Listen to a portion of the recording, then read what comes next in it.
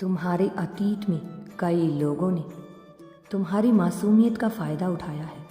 उन्होंने तुम्हारी निष्ठा का अपमान किया और तुम्हारा दिल तोड़ा।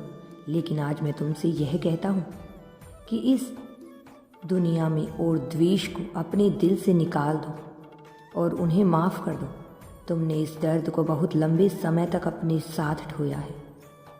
इसने तुम्हें नीचे गिरा दिया, तुम्हारी शांति को चुराया और मेरे आशीर्वाद की पूरी प्राप्ति में एक दीवार खड़ी कर दी।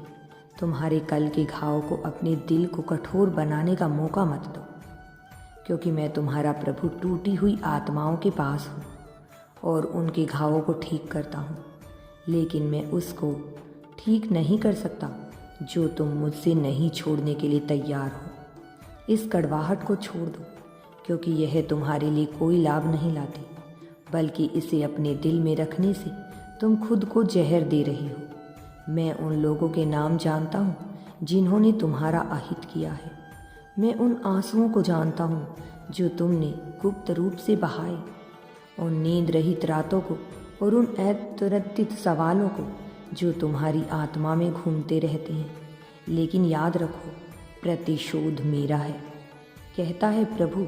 यह तुम्हारा काम नहीं है कि तुम प्रतिशोध लो, क्योंकि मैं एक न्याय परमेश्वर हूँ और मैं हर अपराध को अपने सही समय पर सजा दूंगा।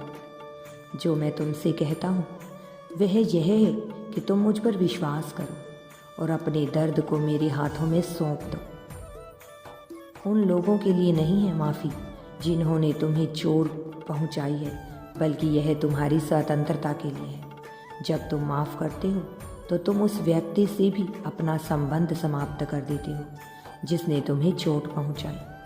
तुम अपनी आत्मा को उनके कर्मों से जोड़ते हो और उनके अंधकार को अपने प्रकाश के ढकने की अनुमति देते हो। मैं तुम्हें स्वतंत्र होने के लिए बुला रहा हूँ। मैं तुम्हें ऊंचा उठाने के लिए बुला रहा हूँ। क्या तुम मेरे बेटे यीशु के शब्दों को याद करते हो?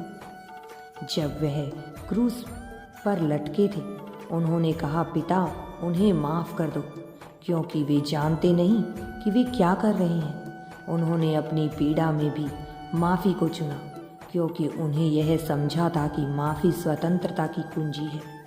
तुम भी ऐसा ही करो। क्रूस पर लटकते समय जो अनंत प्रेम और दया का प्रतीक था, उसे देखो।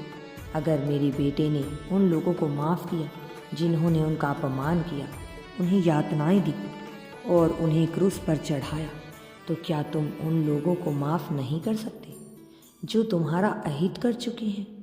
मैं तुमसे यह नहीं कह रहा कि उन सब चीज़ों को भूल जाओ, बल्कि कि तुम उन चीज़ों को माफ़ करो। जब तुम ऐसा करोगे तो तुम्हें शांति मिलेगी। यदि यूनिवर्स पर विश्वास करते हो तो कमेंट में धन्यवाद यूनिवर्स लिखकर चैनल को सब्सक्राइब करो।